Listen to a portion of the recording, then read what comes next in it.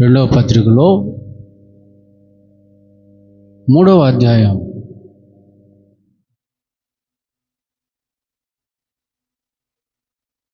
3వ అధ్యాయంలో మొదటి నుండి 5 వచనాల వరకు మనం చదువుకుంటే, అంత్య దినములలో అపాయకరమైన కాలములు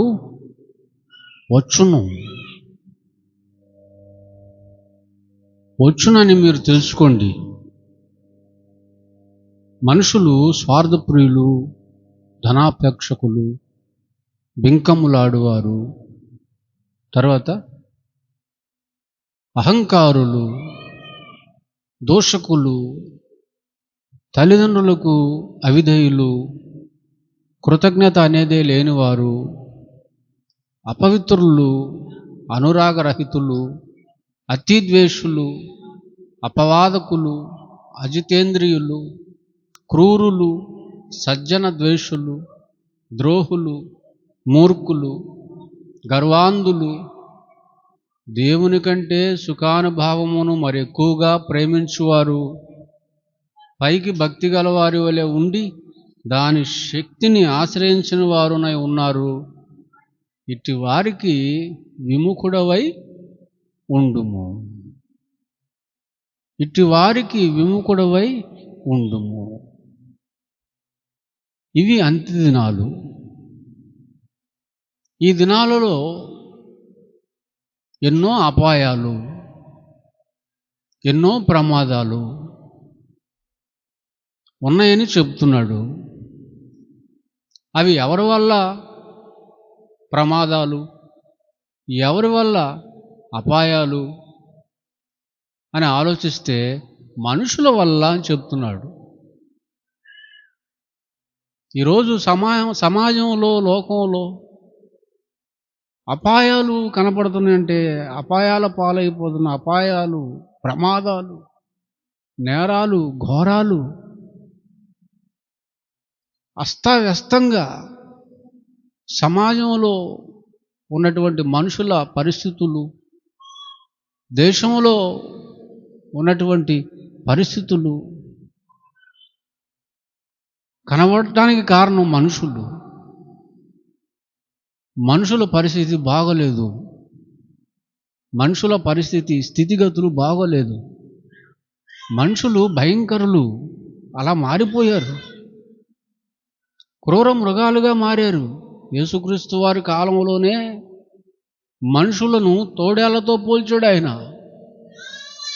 మనుషుల మధ్యలోనికి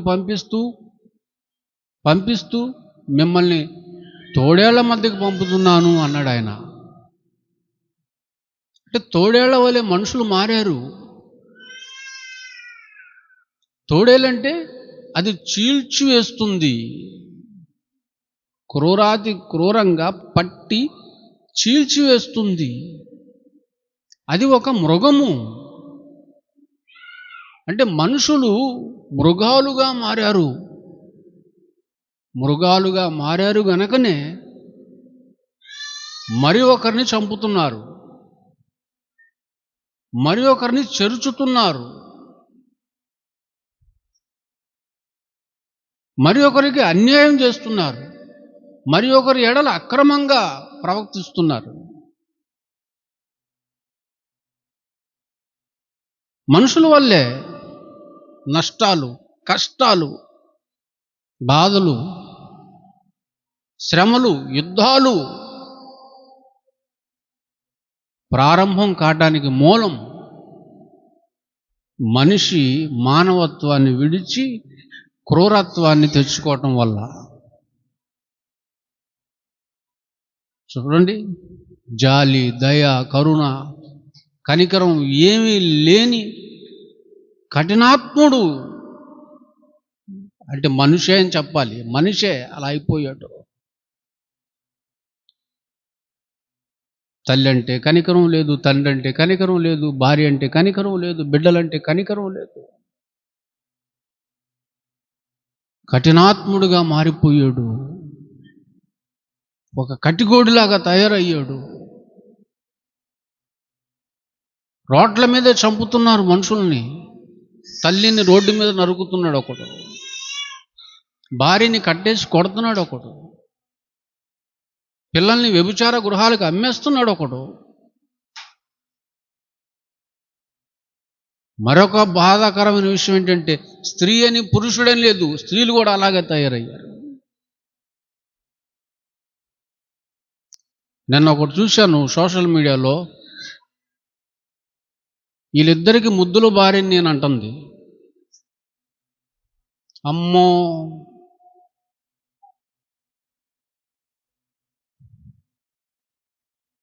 సరే ఇద్దరు ఉన్నారు కదా, ఇద్దరికి ముద్దులు భార్య కదా, మళ్ళీ ఇంకొకరిని సెట్ చేసింది.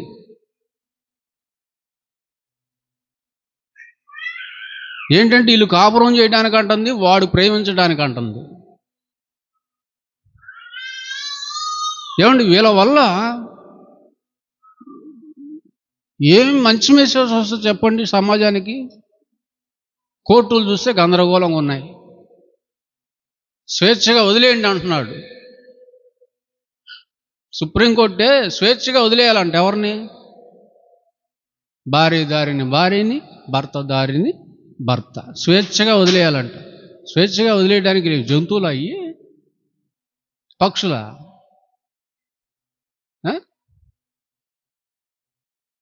ఏంటి, ఒక పద్ధతి అంటూ లేదా? ఒక విలువ అంటూ లేదా? ఒక క్రమం అంటూ లేదా? నాకు ఈ అంత్య దినాలు, అపాయకరమైన కాలములు ఎవరి వల్ల వస్తాయి? ఈ మనుషుల వల్ల. కనుక సమాజంలోకి వెళ్తున్నటువంటి మీరు జాగ్రత్త. గొర్రె స్వభావం కలిగినటువంటి వారితో విశ్వాసుల్ని పోల్చి, క్రైస్తవుల్ని పోల్చి దేవుడు మాట్లాడాడు. సమాజంలో క్రూర మృగాలు ఉన్నాయి, జాగ్రత్త జాగ్రత్త. అవి దాడి చేస్తాయి, అవి పడతాయి, చీల్చివేస్తాయి. మాయ మాటలు చెప్పేవాళ్ళు ఎంతమంది లేరు సమాజంలో? మోసాలు చేసేవాళ్ళు ఎంతమంది లేరు సమాజం? జీవితాలను సర్వనాశనం చేసేవాళ్ళు ఎంతమంది లేరు సమాజంలో? జాగ్రత్త, మీరు మెలకువగా ఉండాలి అని చెప్తున్నాడు. ఇది సమాజం గురించి అయితే. ఇప్పుడు మనం చదువుకున్నాం చూసారా, ఈ 2వ తిమోతి పత్రిక 3వ అధ్యాయం. ఇందులో 19 రకాల స్వభావాలు కలిగినటువంటి అపవాది దుర్లక్షణాలు కలిగినటువంటి వ్యక్తులను గురించి మాట్లాడాడు. 19 మంది ఉంటారు వీళ్ళు. ఇది సమాజానికి రాస్తున్న పత్రిక కాదు. లోకంలో ఉన్న యేసుక్రీస్తు వారు తన స్వరక్తం ఇచ్చి కొన్న సంఘానికి, అనగా క్రైస్తవులకు రాస్తున్నటువంటి పత్రిక ఇది.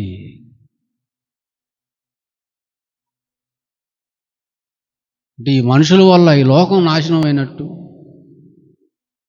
అటువంటి స్వభావం కలిగినటువంటి మనుషుల వలన సంఘం కూడా పాడవుతుంది, సంఘానికి కూడా ప్రమాదం ఉంది, అపాయం ఉందని చెప్తున్నాడు. ఎవరి వలన అంటే మనుషుల వలన. ఏ మనుషుల వలన? సంఘంలో మనుషులు.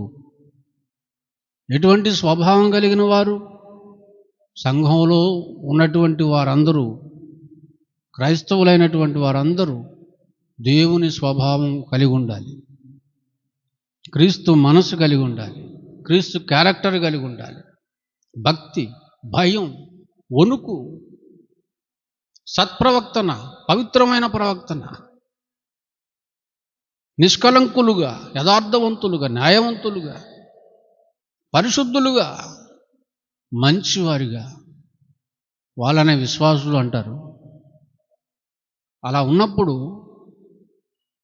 ఆ సంఘం క్షేమాభివృద్ధి చెందుతుంది. ఆ సంఘం వల్ల సమాజానికి మంచి మెసేజ్ వెళ్తుంది, సమాజం కూడా బాగుపడుతుంది. సంఘం పాడవకుండా ఉండాలి. సంఘాలు కూడా ఈ దినాలలో పాడైపోతున్నాయి. క్రైస్తవ సంఘాలు ఏం బాగున్నాయి చెప్పండి? అంత నామకార్థం అయిపోయింది. ఫార్మాలిటీ భక్తులు అందరూ ఆదివారం వెళ్ళాలి, కాసేపు కూర్చోవాలి, కానుకేయాలి, ఆశీర్వాదం తీసుకుని వచ్చేయాలి. ఫార్మాలిటీ సెక్షన్ అయిపోయింది మొత్తం. అంత బడాయి భక్తి అయిపోయింది. భక్తి పైకి వచ్చేసింది. పైకి భక్తి గల వారి వలె నటిస్తున్నారు, లోపలంతా డొల్లే, ఏముండదు, డమ్మీలు.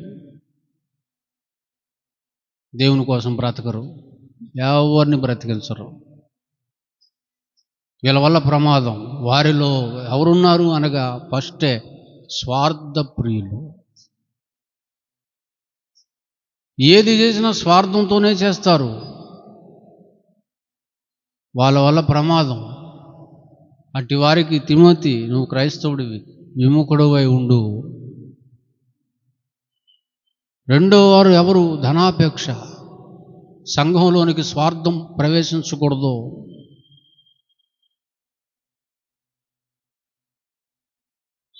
ఎవరిలో అయితే స్వార్థం ప్రవేశిస్తుందో వాళ్ళు నాశనం అవుతారు, సంఘంలో ఉన్నవారు కూడా నాశనం అవుతారు. యేసుక్రీస్తు వారిలాగా నిస్వార్థ పరులై ఉండాలి. అపోస్తులుల వలె నిస్వార్థ పరులై ఉండాలి. నశించిపోతున్న ఆత్మల కొరకు, దేవుని సేవ కొరకు చరస్థిర ఆస్తులను కూడా అమ్మి వాటి వెల తెచ్చి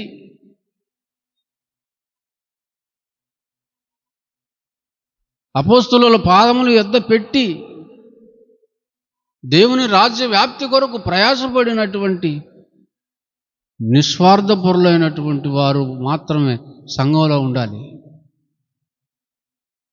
దోచుకోవటం, దాచుకోవటం, అననీయ సప్పీరాల వంటి వారు ఉండరాదు. అకుల్లా ప్రిస్కిల్లాల వంటి వారు ఉండాలి.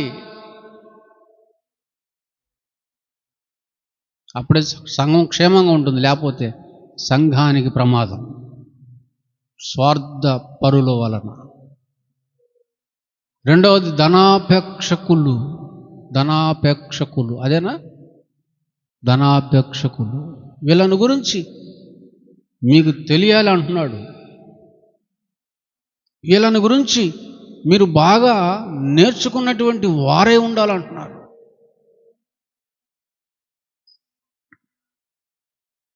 ఏది ప్రమాదమో చెప్తున్నాడు. మీ ఆత్మీయ జీవితానికి ప్రమాదకరమైనది ఏదైనా ఉందంటే అది స్వార్థం. రెండవది ధనాపేక్ష.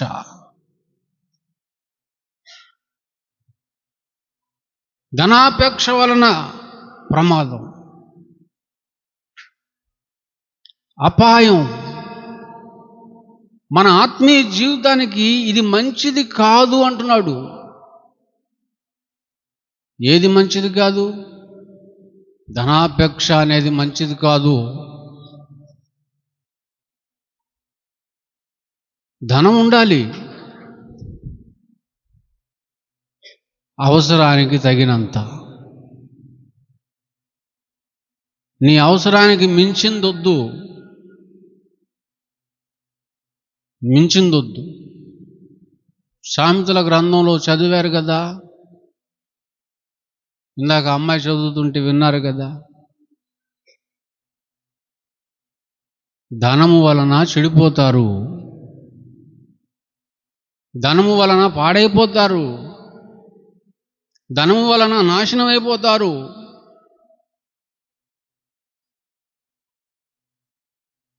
అవసరానికి ఎంత కావాలో అంత. నీ అవసరానికి కావాల్సింది ఉంటే చాలు. నీ అవసరానికి మించిందొద్దు. దాని కొరకు ప్రయాసపడొద్దు, దాని కొరకు అధికమైన కష్టం పడొద్దు, దాని కొరకు శరీరాన్ని ఎక్కువగా నలగగొట్టొద్దు, దాని కొరకు పాకులాడొద్దు, దాని కొరకు ప్రయాసపడొద్దు. ధనవంతులం అయిపోవాలి, గొప్పవాళ్ళం అయిపోవాలి అనేటువంటి మనసొద్దు.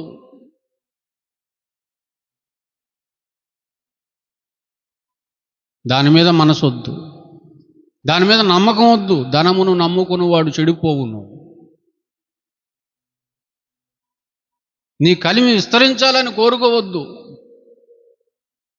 ఒకని కలిమి విస్తరించుట అది వాని జీవానికి మూలము కాదు, చావు చావు దగ్గర అవుతూ కౌంట్ డౌన్ స్టార్ట్ అయినట్టే.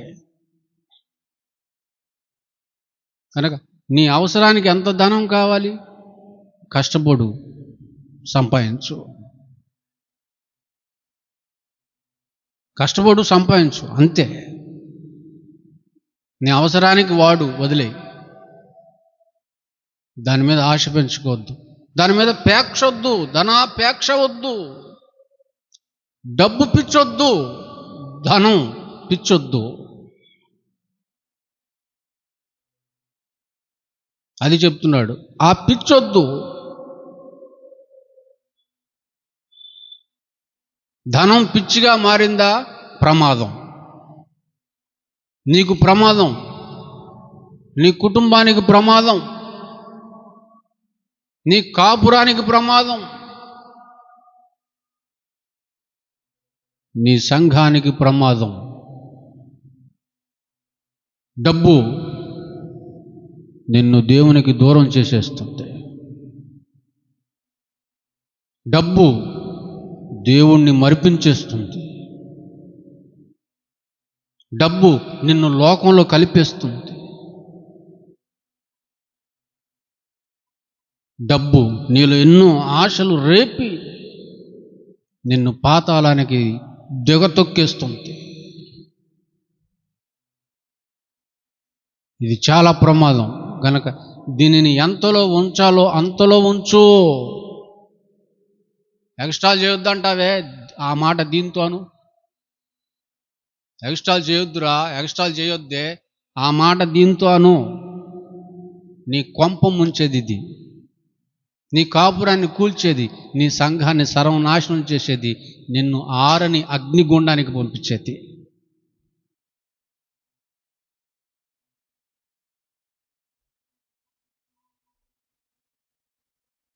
సంఘానికి ప్రమాదం, ధనాపేక్షకులు. ప్రకటన గ్రంథం 1వ అధ్యాయం, ప్రకటన గ్రంథం 1వ అధ్యాయం 10వ వచనం చూడండి. 10వ వచనం,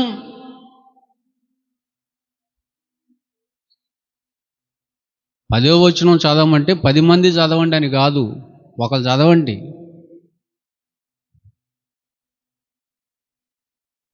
ఒకరు చదవండి. ప్రభు దినమందు ఆత్మ వశుడనై ఉండగా బోరధ్వని వంటి గొప్ప స్వరము నీవు చూచున్నది పుస్తకంలో వ్రాసి అంటున్నాడు. అక్కడ మీరు అండర్లైన్ చేసుకోవాల్సినటువంటి పదం ఏంటంటే ప్రభు దినం. ప్రభు దినం. ఏ దినం? ప్రభు దినం. ఎవరి దినం? ఆ దినం ఎవరిది? ప్రభుది. అది ప్రభుది. అది ప్రభు దినం. అది ఆయన దినం. అదే ఆదివారం.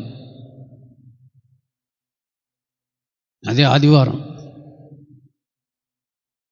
ఆ ఆదివారం ఎవరిది అంటున్నాడు? ప్రభుది, నాది. అందుకే 7 దినాలు ఉన్నాయి. 6 దినాలు కష్టపడ్డాడు, 7వ దినాన విశ్రమించాడు. ఏమర్థమైంది మీకు? ఏమర్థమైంది? రెస్ట్ అవసరం అని అర్థం కాలేదా? రెస్ట్. ఏ పని చేయకూడదు. 6 దినాలు చేసిన పని నుండి 7వ దినాన విశ్రమించటం. 6 దినాలు కష్టపడి పని చేయండి. బాగా అలసిపోతారు. 7వ రోజు రెస్ట్ తీసుకోండి. Mind rest. ఇది ఆయన ఆలయం, దీనికి రెస్ట్ ఇవ్వండి. రీఛార్జ్ అవుతుంది. రీఛార్జ్ అవుతుంది. 6 దినాలు బ్యాటరీ దిక్కుండా పనిచేస్తుంది. 7వ దినాన కూడా పనిచేసేవా దిగిపోద్ది. ఇంకో మాట చెప్పునా, డెడ్ అయిపోతావు, పనికి రాకుండా పోతావు. ఇది ఎవరి దినం? ప్రభు దినం. ఇది మీరందరూ ప్రభు దినంలో ఉండవలసిన దినం. బాప్తిజం పొందిన వాళ్ళందరూ ఏ దినంలో ఉండాలి? ప్రభు దినంలో ఉండాలి, ప్రభు సన్నిధిలో ఉండాలి, ప్రభు కృప కొరకు రావాలి, ఆయన కనికరం కొరకు, ఆయన దయ కొరకు రావాలి, ఆయన ప్రసన్నత కొరకు, ఆయన వాక్యం కొరకు, ఆయన మాట కొరకు, ఆయన హెచ్చరిక కొరకు, ఆత్మీయ జీవితాన్ని సరిచేసుకొనుటకు, కుటుంబాన్ని కట్టుకొనుటకు ప్రభు దినం బాగా ఉపయుక్తమైనది. కానీ ఆ దినాన కూడా కష్టానికి వెళ్ళిపోతున్నారు, పనికి వెళ్ళిపోతున్నారు.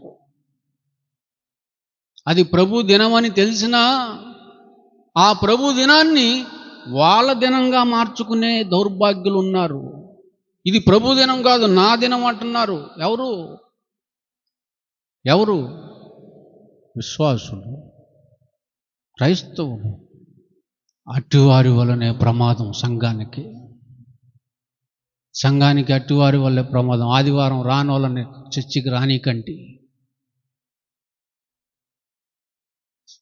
ఇంకొకరు తయారవుతాడు, ఇంకో సోదరు తయారైతే అలా తమ నాశనానికి, సంఘ నాశనానికి కారకులవుతారు. చదవండి, ఇది ఏ దినము? ఇది ప్రభు దినం. దీనిని మన దినంగా మార్చి వేసుకొనకూడదు. ప్రభు సన్నిధిలో కనిపించవలసినటువంటి దినము. దానిని సంపాదనకు వినియోగించకూడదు, సంపాదించటానికి వినియోగించకూడదు. ఆదివారం ప్రార్థన అయినాక ఇంటికి వెళ్తారు, అన్నం తింటారు, ఆ తర్వాత ఏం చేస్తారు చెప్పండి? పనికి వెళ్ళి వాళ్ళు చేయొద్దండి. ఆ తర్వాత పనికి వెళ్ళే వాళ్ళు చేయొద్దండి. అర్జెంటు పని అన్నా, వెళ్ళకపోతే తీసేస్తారన్నా, వెళ్ళకపోతే ఇన్ని వందలు నష్టం వస్తాయన్నా, అన్ని వేలు నష్టం వస్తాయన్నా, ఆర్డర్ అన్నా, అదన్నా, ఇదన్నా, తొక్కన్నా, తోలన్నా అనే వాళ్ళు చేయొద్దండి.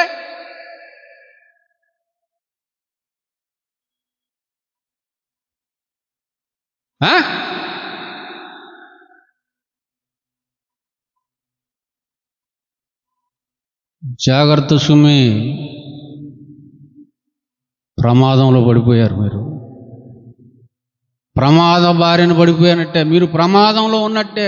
మీ వల్ల ప్రమాదం, మీకు ప్రమాదం, సంఘానికి ప్రమాదం.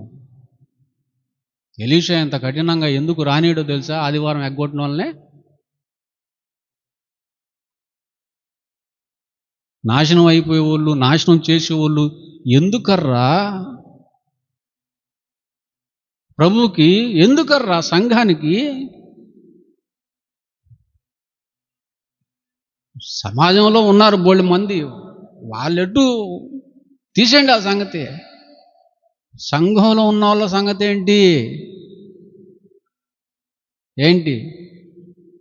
సంపాదిస్తావు, కడతావు మూట, లక్షాధికారి అవుతావు, కోటేశ్వరుడు అవుతావు, చస్తావు ఒకరోజు. చస్తావు లేదా? చస్తావు. ఏం తీసుకెళ్తావు? ప్రభు దినాన్ని ఎగ్గొట్టి సంపాదించిన సంపాదనలో పూచిక పుల్ల తీసుకెళ్తావా? నీ మేడలు వస్తాయా, మిద్దులు వస్తాయా, నీ బ్యాంకు బ్యాలెన్సులు వస్తాయా, నీ జాబులు వస్తాయా, నీ సేవింగ్స్ వస్తాయా? ఏమొస్తాయి? నీ ప్రయాస, నీ కష్టం, దాని కొరకు నీ తపన, నీ యాతన. ఇది ప్రభువుని కూడా మర్చిపోయి, ప్రభు దినాన్ని కూడా మర్చిపోయి, ధనాపేక్షకులై ఏదో సంపాదించాలి, ఏదో సాధించాలని పరుగులు తీసి చివరకు ఏమీ లేని వారిగా ఒట్టి చేతులతో వెళ్ళిపోతారు. ఎక్కడికి? నరకానికి. నరకం, పరలోకం కాదు. పరలోకం కాదు. ఆ డబ్బు కూడా ఉండాలి కదండి. దేనికండి? దేనికి? బుగ్గలాడించుకుంటూ తింటానుగా? మంచి స్టేటస్ కలిగి బతకటానికా? ప్రభుకి ఏమైనా ఉపయోగిస్తావా డబ్బు? ప్రభు కార్యాభివృద్ధికి ఏమైనా ఉపయోగిస్తావా? నశించిపోతున్న ఆత్మల కొరకు ఏమైనా ఉపయోగిస్తావా? సంఘాలు కట్టడానికి ఉపయోగిస్తావా? సేవకులకు ఏమైనా ఉపయోగిస్తావా? సభలకు ఏమైనా ఉపయోగిస్తావా? కుటుంబ ప్రార్థనలు ఏమైనా పెట్టి 10 మందికి వాక్యం వినిపిస్తావా? దేవునికి ఉపయోగపడుతుందా నువ్వు సంపాదించే డబ్బు? డబ్బు ఉండాలంటావు, మరి ఉండాలి. ఎంత ఉండాలో అంతే ఉండాలి, ఎక్కువ ఉండొద్దు. ఒకవేళ సంపాదిస్తే దానికి ప్రభు కొరకు సంపాదించు, దేవుని సేవ కొరకు సంపాదించు. అసలు మనం పుట్టిందెందుకు? ఎందుకు దేవుడు మనల్ని పుట్టించాడు? తన కొరకు బతకటానికి కదా, తన కొరకు బతకమని కదా మనల్ని పుట్టించింది. ఎలా బ్రతకమన్నాడు? తన కొరకే బ్రతకమన్నాడు, తన కొరకే చావమన్నాడు. ఆయన కొరకు పుట్టిన మనకు, ఆయన కొరకు బ్రతుకుతున్న మనకు, ఆయన కొరకే చనిపోతున్న మనకు ఆస్తులు ఎందుకర్రా? లగేజ్ ఎందుకు చెప్పు? సింగిల్గా ఏ లగేజీ లేకుండా వెళ్ళిపోయే మనకి లగేజ్ ఎందుకు?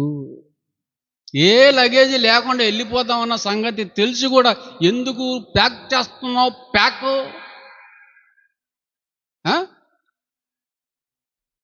మళ్ళీ ఇలా మొఖాలు తగలబడ. గుంటూరులో కాదు మళ్ళీ సంపాదించేది, బెంగళూరు పోతాడు ఇటు. నువ్వు బెంగళూరు పోయి సంపాదించిన తినేది 3 పూటలేనర్రా. నువ్వు గుంటూరులో ఉన్న కూలి చేసుకొని సంపాదించిన తినేది 3 పూటలే. 3 పూటల తిండి కోసం బాంబే అంట, కలకత్తా అంట, బెంగళూరు అంట, ఇకపోతే ఇతర దేశాలు, అమెరికా అంట, జపాన్ అంట, ఇంగ్లాండ్ అంట, నిప్పాడి అంట.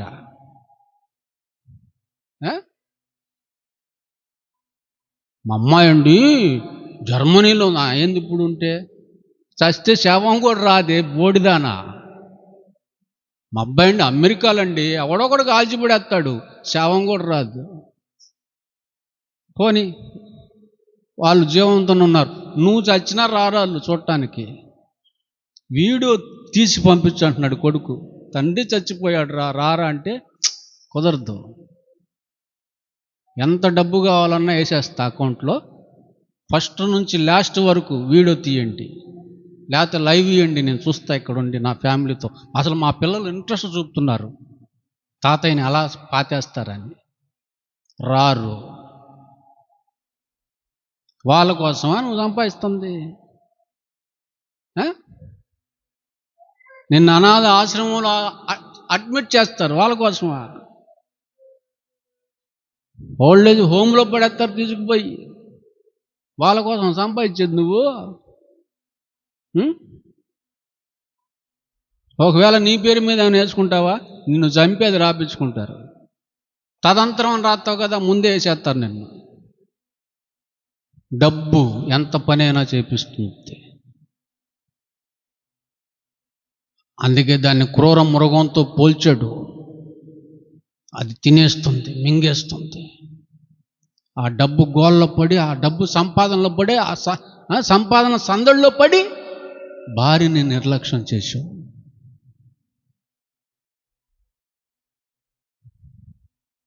భార్య పోయింది, లోకంలోకి పోయింది భార్య, అపవాదికి దొరికిపోయింది నీ భార్య. సంపాదన సందడిలో పడి భర్తను నిర్లక్ష్యం చేశావు. నీ భర్త పోయాడు, లోకంలో కలిసిపోయాడు, తాగుబోతు అయిపోయాడు, తిరిగిపోతూ అయిపోయాడు. మీ ఇద్దరు సంపాదన సందడిలో పడి పిల్లల్ని నిర్లక్ష్యం చేశారు. పిల్లలు పోయారర్రా చీకట్లోకి, పాపంలోకి, పతనాస్థితిలోకి వెళ్ళిపోయారు పిల్లలు.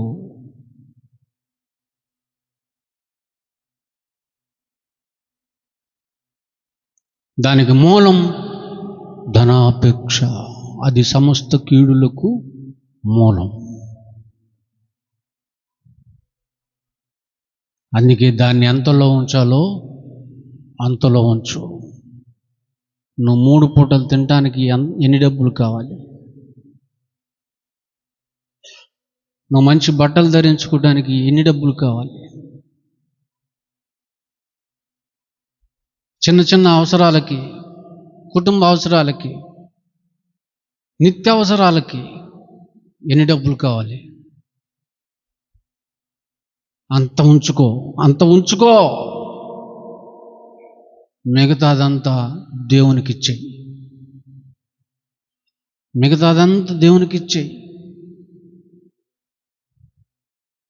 ధనము దేవుడు ఇద్దరు ఉండరు.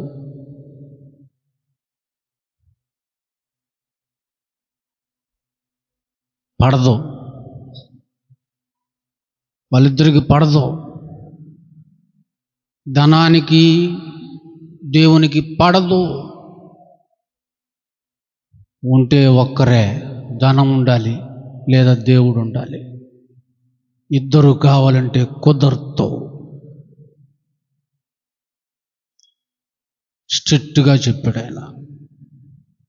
మత్తయి సువార్త 19, మత్తయి సువార్త 19.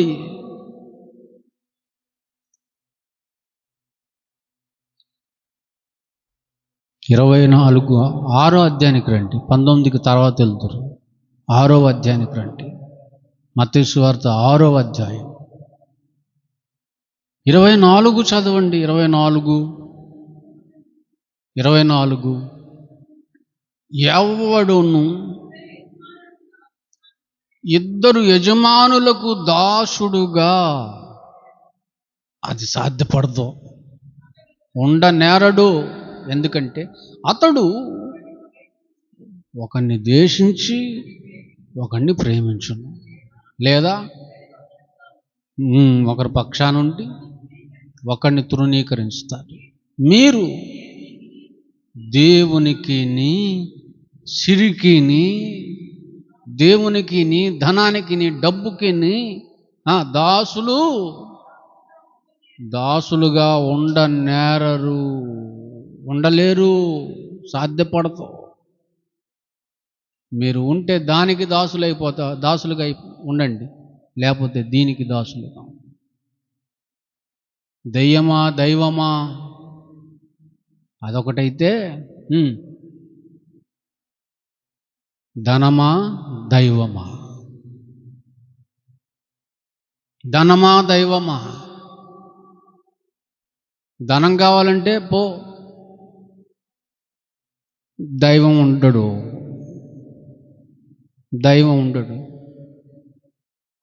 దైవం కావాలా? రా. ధనం ఉండదు. అది కోరుకునే వాళ్ళు ఎందరు? ఆ స్థితిని కోరుకునే వాళ్ళు ఎందరు? దేవుడుంటే చాలు నాకు.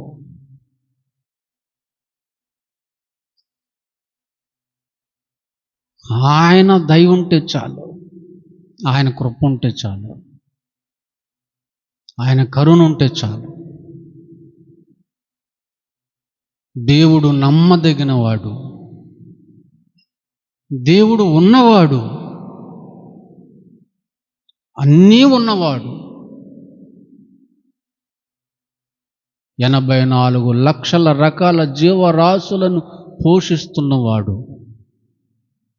వాటికంటే ఎంతో శ్రేష్ఠుడనైనా నన్ను పోషిస్తాడు. నా భార్య బిడ్డలను పోషిస్తాడు. నన్ను ఆయన పస్తు పెట్టడు. పస్తుతో నన్ను ఆయన చంపడు. ఏ సమయానికి ఏది కావాలో అది నా తండ్రి నాకు అనుగ్రహిస్తాడు అన్నటువంటి విశ్వాసం ఎవరిలో అయితే ఉంటుందో వాళ్ళతో దేవుడు ఉంటాడు. వాళ్ళతోనే దేవుడు ఉంటాడు. వారే ఆయనకు కావాలి. వాళ్ళ కోసమే పరలోకాన్ని సిద్ధపరుస్తున్నాడు. పరలోకాన్ని కట్టాడు ఆయన మట్టి వారికి కట్టబెట్టడానికి. కాకుండా దేవుని మీద నమ్మకం లేకుండా, విశ్వాసం లేకుండా, ఏయో నీ పనికి మాలిన తెలివితేటలు చూపిస్తూ, ఉపం తపం లేని మాటలు మాట్లాడుకుంటూ, విలువలేని మాటలు, నిలబడలేని మాటలు, వాక్యం ముందు తేలిపోయే మాటలు మాట్లాడుకుంటూ, డబ్బు అంటూ, ధనం అంటూ, సేవింగ్స్ అంటూ, దేవుడు నీకు ఇచ్చిన సమయాన్ని, దేవుడు నీకు ఇచ్చిన బలాన్ని తుచ్చమైన డబ్బు కోసం ఖర్చు పెట్టుకుంటూ కరిగిపోతూ బతికితే చివరికి మాడిపోవాల్సి వస్తుంది, నల్లిలాగా నలిగిపోవాల్సి వస్తుంది నరకంలో.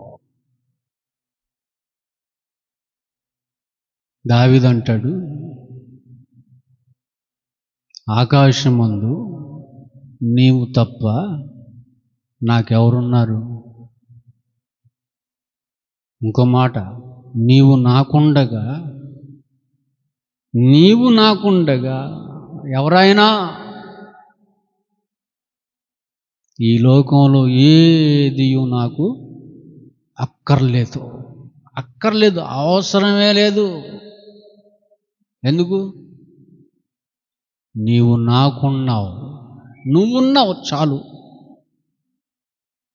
నువ్వు ఉంటే అన్నీ ఉన్నట్టేనయ్యా. ఇట్టాటోడికి ఇంకెందుకని డబ్బు?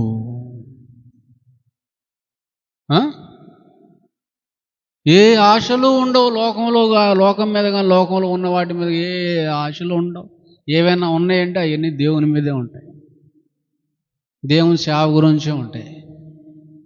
అందుకే నా ఆశలన్నీ ఆయన మీదే.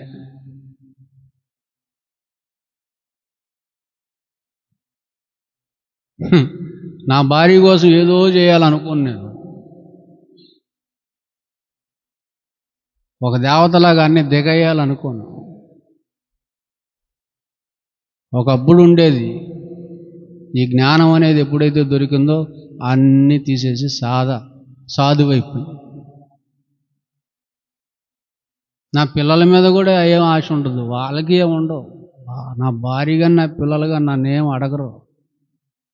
వాళ్ళకి ఏమైనా కావాలనుకుంటే డాడీని అడగటం ఎందుకు? డాడీ కంటే గొప్ప డాడీ ఎవరు? ఆయన్ని అడుగుతారు. వాళ్ళకి ఏం కావాలన్నా ఆయన్ని అడుగుతారు. ఎందుకు? నేను ఇయ్యలేను. నేను ఇయ్యాలంటే నా తండ్రి నాకు ఇయ్యాలి. నా తండ్రి నాకు ఇచ్చినప్పుడు మీకు ఇస్తా. గనక నాకంటే ముందు మీరు అడగాల్సింది ఆయన్ని. అది నేర్పాను, అదే ఫాలో అవుతున్నారు. కనుక నాకు ధనం మీద లేదు ఆశ. 25 సంవత్సరాల నుంచి నేను ఉంటుంది రెంట్ హౌస్లో. నాకు 3 ఇళ్ళు ఉన్నాయి, 3 ఇళ్ళు ఇచ్చి పడేశా. రాసి ఇచ్చాను, మమ్మల్ని అడగండి, మమ్మనే. సంబంధం ఉందా నాకు వాటికి? ఏమా సంతకం పెట్టి రాసి ఇచ్చేసానా? నాకెందుకు?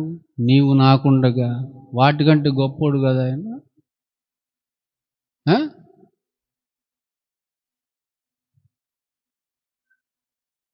ధనాపేక్షకులు సంఘంలో ఉండకూడదు. వాళ్ళ వల్ల కీడు. చూసారా? సిరికి దేవునికి కుదరదు. ఇవన్నీ ఆలోచించుకొని పొందాల బాప్తిసం. బుడికి మునిగా ఇప్పుడేమో పాస్టర్ గారిని ఆడిపోసుకున్నాను, నా నెత్తిని చెంగేసాడు. ఆయన ఏం చేస్తాడు పాపం? ఈమన్నా ఇచ్చాడు, ఆయనకి తెలియదు. ఇది ఈ సబ్జెక్టు అయ్యగారికి కూడా తెలీదు. ఏ సబ్జెక్టు తెలియని వాళ్ళందరూ అయ్యగారులు అయిపోయి కూర్చున్నారు. అందుకే దరిద్రంగా తయారైన సంఘాలు, విశ్వాసులు.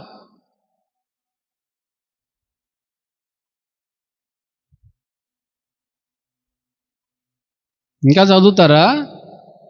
రండి, 24కి రండి. 24కి 6వ అధ్యాయం మత్తయి సువార్త.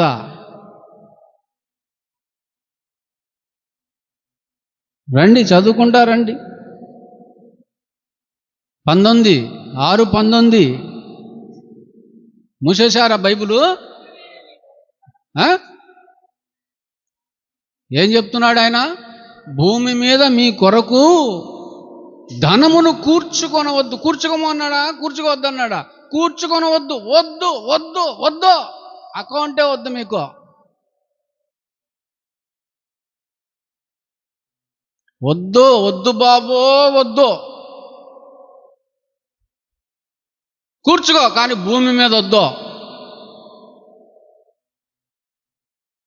వద్దు.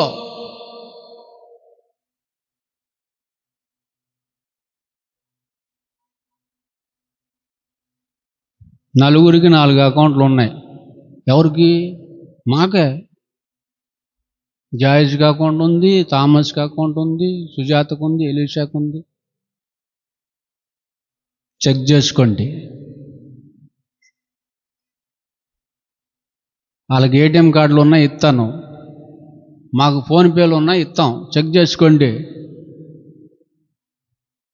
చెక్ చేసుకోండి.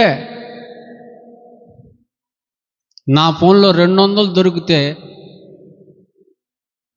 దొరికితే సేవ మానేస్తా.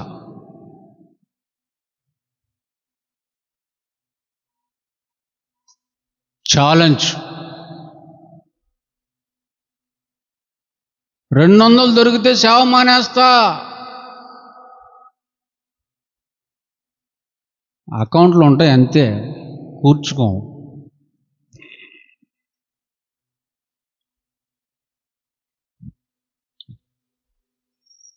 మీరెవరైనా నేస్తే ఉంటాయి అంతే, 2-3 నిమిషాలు,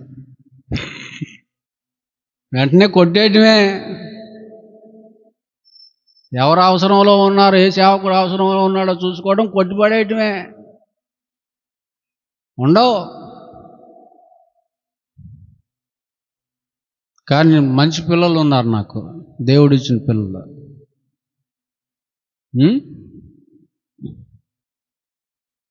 కానీ వాళ్ళు ఇచ్చిన ఏవి నా దగ్గర ఉండవు, అయిపోతాయి అంతే. ఖాళీ అయిపోతాయి. ఖాళీగా ఉండాలి. ఆయన రిక్తుడిగా ఉన్నాడు. రిక్తుడిగా అంటే ఏమి లేనివాడిగా. అన్నీ ఉన్నాడా? అన్నీ ఉన్నాడు. ఏంటండి? ఎప్పుడు ఆయన వైపు చూడటమే, ఎప్పుడు ఆయన మీద ఆధారపడటమే. అదే విశ్వాసం, అదే నిరీక్షణ 25 ఏళ్ల నుంచి. ఏంటండి? ఎందుకు? సబ్జెక్టు వద్దు అన్నాడుగా ఆయన. వద్దు. కానీ ఒక్కొక్కళ్ళు సేవకులు ఏమంటే మొన్న 4 కోట్లు దొరికిన మంచం కింద, పాస్టర్ గారు మంచం కింద 4 కోట్లు. లోకల్ పాస్టర్ గారు, పేరెందుకులేండి, సోషల్ మీడియాలో చూసుంటారు మీరు. 4 కోట్లు మంచం కింద దొరికినాయి. మంచం కింద 4 కోట్లు ఉంటే ఇక మిగతా చోట్ల బాత్రూంలో ఎన్ని కోట్లు ఉంటాయి? బెడ్రూమ్ మంచం ఊరు బాబు, కిచెన్లో ఎన్ని ఉంటాయి? ఊరి నాయన బైబిల్ని అడ్డు పెట్టుకొని, దేవుణ్ణి అడ్డు పెట్టుకొని, ఏమండి 100 కోట్లు, 100 ఎకరాలు కొనేస్తున్నారు. 100 ఎకరాలు కొనేస్తున్నారు. 1000 కోట్లకి అధిపతులు అయిపోయారండి సేవకులు. 1000 కోట్లకి అధిపతులు. తండ్రి ఏమో 5000 కోట్లు సంపాదించాడని టీవీ 9 ఒకటి చెప్తే, తండ్రి చచ్చిపోయిన కొంతకాలానికి కొడుకు లైన్లోకి వచ్చాడు. ఆ కొడుకు 10,000 కోట్లు సంపాదించాడు. ఓరు బాబో! ఎంబీఏ చేసి మళ్ళీ, ఎంబీఏ అంటే ఏంటి? Master of business. Master bible రాదు అడికి. Master of business administration. కొల్ల కొడుతున్నారు బైబిల్ని అడ్డు పెట్టుకొని. 5,000 కోట్లు, 10,000 కోట్లు, లక్షల కోట్లు. యేసుప్రభు ఏమంటున్నాడు? భూమి మీద మీ కొరకు ధనము కూర్చుకొని వద్దు అంటే, నార్మల్స్గా నీకేం తెలుసా అంటున్నారు. ఏంటండి సేవకులు? ఆ ధనాపేక్ష కలిగిన సేవకుల దగ్గరికి, ఆ లగ్జరీ లైఫ్ అనుభవిస్తున్నటువంటి వాళ్ళ దగ్గరికి అమ్మో వేల మంది, లక్షల మంది పరుగులే పరుగులు. కానీ యేసుక్రీస్తు మాటని మాటగా ఉన్నది ఉన్నట్టుగా చెప్పేవాడి దగ్గర మాత్రం 30, 40 లేదా 10 లేదా వాళ్ళ కుటుంబం. అది నేటి క్రైస్తవుల అమాయకత్వపు పరిస్థితి. భూమి మీద మీ కొరకు ధనమును కూర్చుకొని వద్దు అని ఆగలేదు ఆయన. ఇక్కడ వద్దన్నావు మరి ఇంకెక్కడ అని అడుగుతాడుగా, మనిషి అడుగుతాడు కదండి. అప్పుడు చెప్పాడు ఆయన,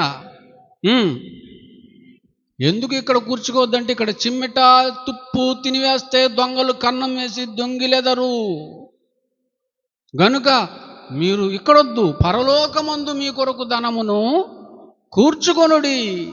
అక్కడ చిమ్మెటైనా తుప్పైనా తినివేయదు, దొంగలు కన్నం వేసి దొంగిలించరు. సేఫ్గా ఉంటాయి. సేఫ్, నీ అకౌంట్ సేఫ్. అక్కడ ఏ సైబర్ నేరగాడికి అవకాశం ఉంటుందో ఇక్కడ వేసుకుంటే అవుట్. నువ్వు నీకు అసలే ఆశలు ఎక్కువ కదా, వాడు ఏదో మెసేజ్ పంపుతాడు, క్లిక్ చేస్తావు, ఖాళీ అయిపోద్ది నీ అకౌంట్.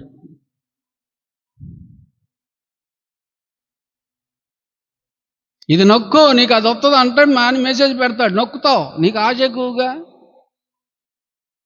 ఈ మధ్య ఆడవాళ్ళ కంటే ఎక్కువైంది ఆశ. ఎవరికి? మగవాళ్ళకి. ఎందుకు? ఆ సైబర్ స్టేషన్లో అందరూ మగవాళ్ళే ఉన్నారు, మనం చూసా. ఆడవాళ్ళు కదా. ఒకరిని అడిగా ఏంట్రా అంటే, ఇద్దరం కలిసి నొక్కామండి, అది నొక్కమంది నేను నొక్కానని అంటున్నాడు. అది నొక్కకూడదే అన్నాడంటే, నొక్క నీకేం తెలుసా, బీసీ కాలపొడివే. నేను ఏసీ, ఐఎమ్ ఏసీ, దీనికి మోకాల్లో ఉంటుందిగా. నొక్కాడు, వెంటనే బ్యాంకు నుండి మెసేజ్, మీరు రిక్తులుగా మార్చబడ్డారు. ఎవరు ఎవరు ఎవరు ఎవరో తెలీదు.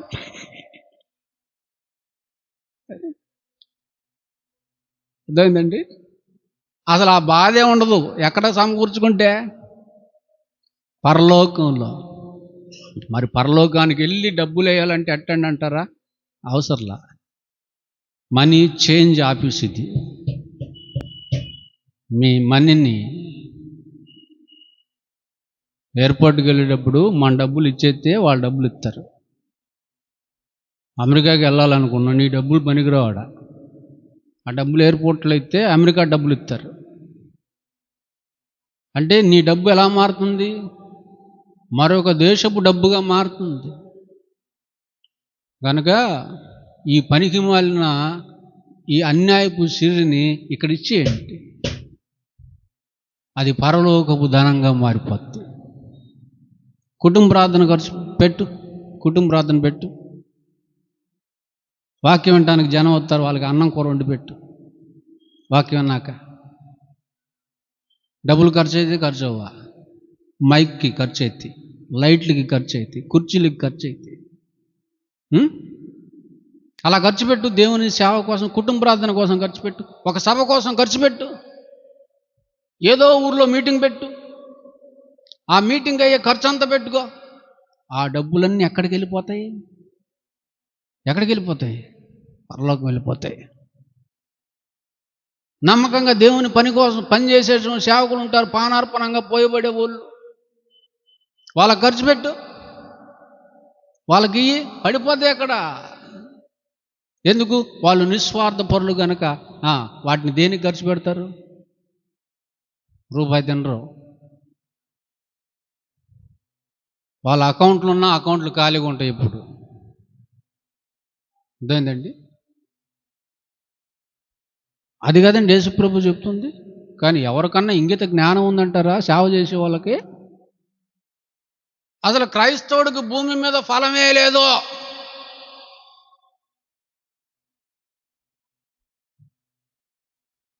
భూమి మీద ఫలం లేనివాడు ఎవడన్నా ఉన్నాడంటే వాడు క్రైస్తవుడే. నిలువరమైన పట్టణం మనకిలలో లేదో.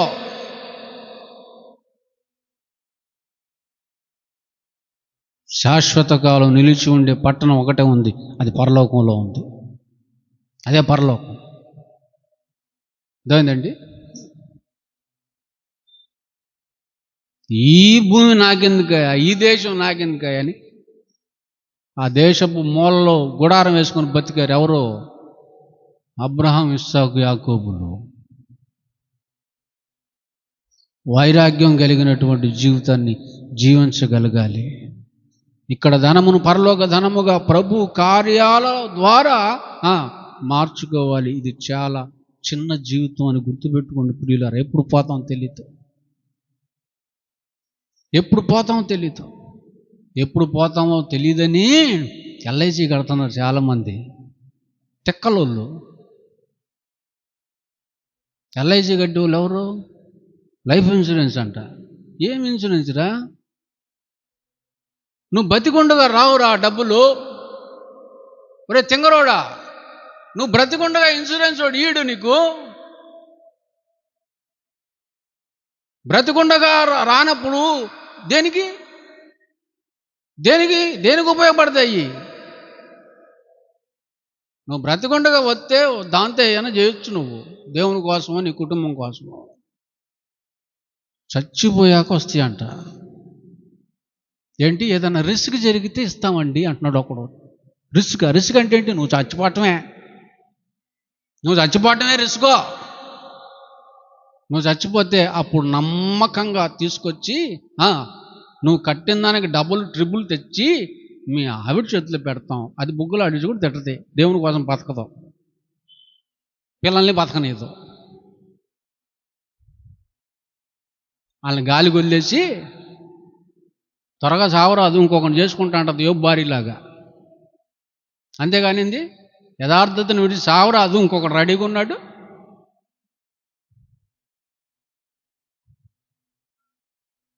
ఎందుకండి గ్యారంటీ లేని ఇన్సూరెన్సు?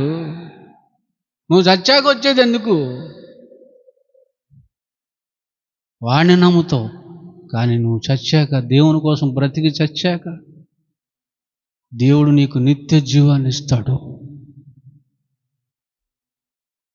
చిమ్మెట లేని, చీమలు లేని, తుప్పు లేని, దొంగలు లేని, దుఃఖం లేని, ఏడుపు లేని, బాధే లేని, రోగమే లేని, ఏ శ్రమ లేని పరలోకాన్ని నీకు ఇస్తాడు. అది నమ్మవా? అది నమ్మితే ఖర్చు పెట్టు ఈరోజు నుంచైనా. ధనాపేక్షను విడిచిపెట్టి మీరు కలిగి ఉన్న వాటితో దేవుని పని చేయండి, చేయండి, చేయండి, చేయండి. కనుక వాటిని విడిచిపెట్టకపోతే ప్రమాదం, డేంజర్. ఇది తెలిసినటువంటి మీరు ఏం చేయాలి? కొలసి పత్రిక 3వ అధ్యాయమా? కొలసి కంటే ముందు హెబ్రీకి రండి, హెబ్రీ పత్రిక రండి. ఇదంతా చెప్పే సమయం లేదు కనుక ముగిస్తున్నా నేను. హెబ్రీ పత్రిక 13 హెబ్రీ పత్రిక 13 4:5 వివాహము అన్ని విషయములలో ఘనమైనదిగాను పాన్పు నిష్కల్మషమైనదిగాను ఉండవలెను. వివాహం అన్ని విషయములలో ఘనమైనదిగా ఎప్పుడుంటుంది?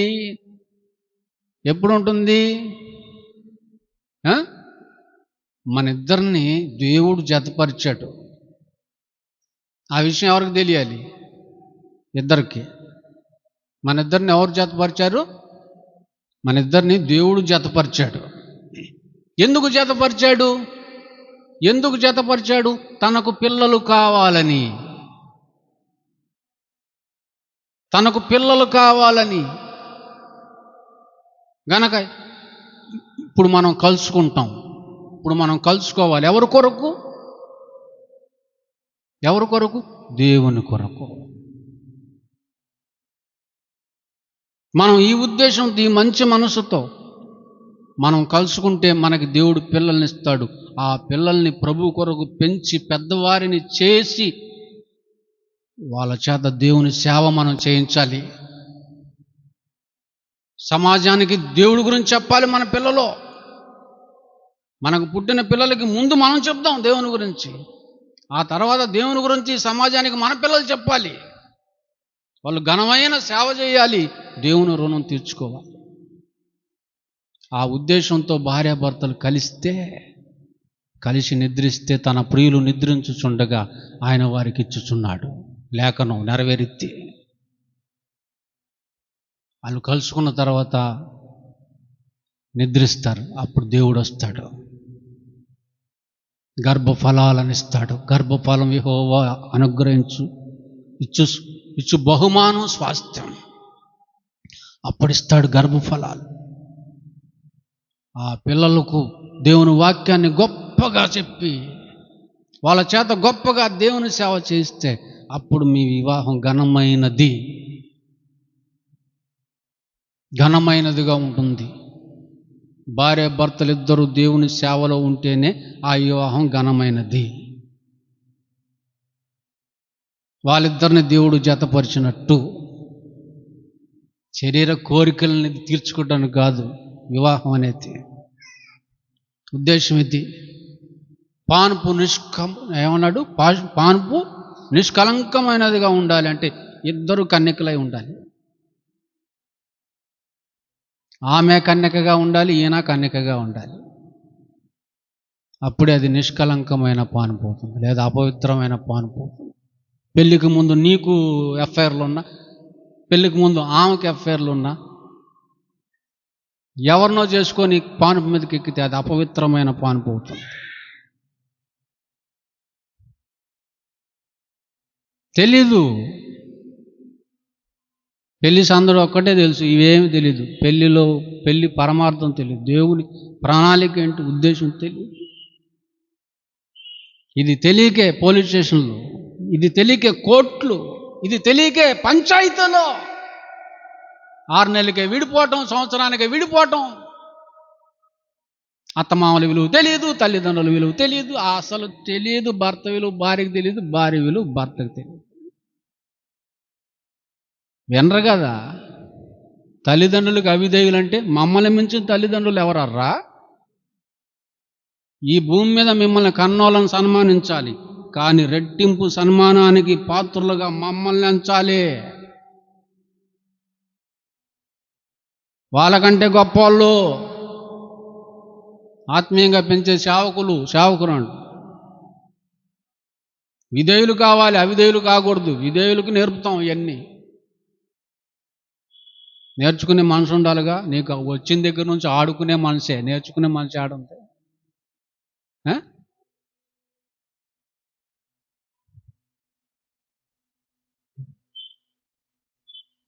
నేర్చుకోండి.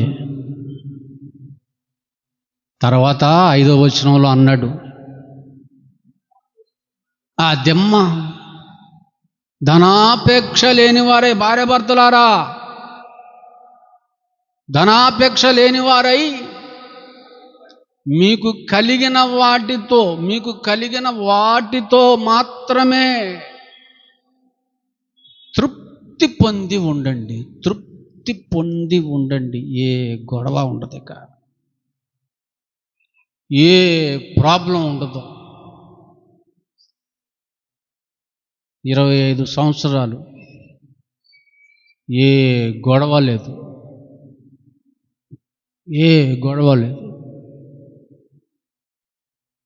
ప్రభులోకి వచ్చి. అంతకుముందు ఎలా ఉండేవాడినో చూశారుగా. బ్రూస్లీ,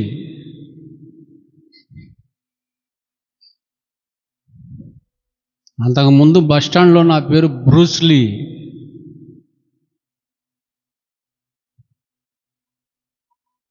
రోజు గొడవే, నా బతుకంతా గొడవలే.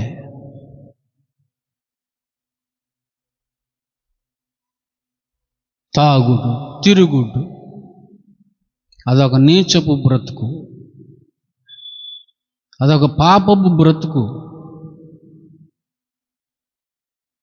శుద్ధి శుభ్రం లేని బతుకు, వరుస లేని బతుకు. పనికిమాలిన నికృష్టమైన బతుకు.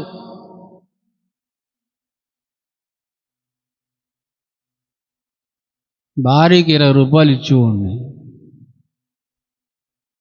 లేదా 30. అది రోజు ఇచ్చేవాడిని కాదనుకుంటా, రోజు ఇచ్చేవాడిని కాదు.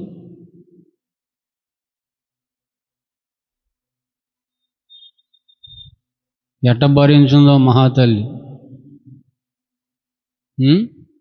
అసలు ఎలా కాపురం చేసిందో.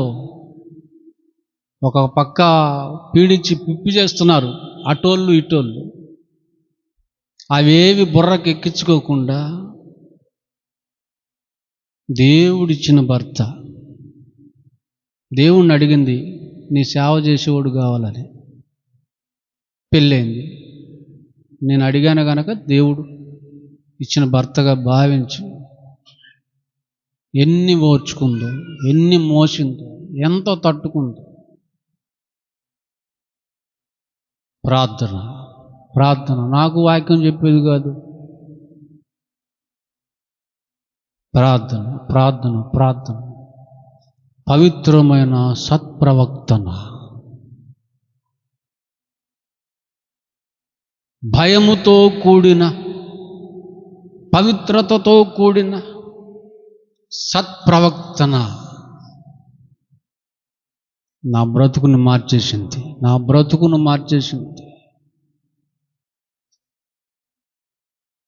లోబడిపోయాను దేవునికి, లోబడిపోయాను దేవునికి.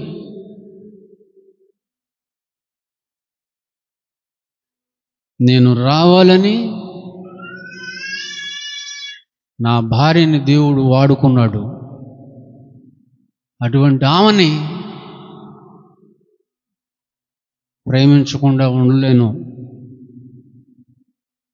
ప్రేమించకుండా ఉండలేను. దేవుని తర్వాత నాకు నా భార్య, నా బిడ్డలు, నా తల్లిదండ్రులు, తండ్రి లేడు, నా తల్లి, నా తోబుట్టువులు, వాళ్ళందరికంటే గొప్ప, ఎన్నో రెట్లు గొప్ప వాళ్ళు ఇక్కడ ఉన్నటువంటి మీరందరూ. వాళ్ళ మీద పంచప్రాణాలు ఉండవు, కానీ మీ మీద ఉంటాయి నా పంచప్రాణాలు.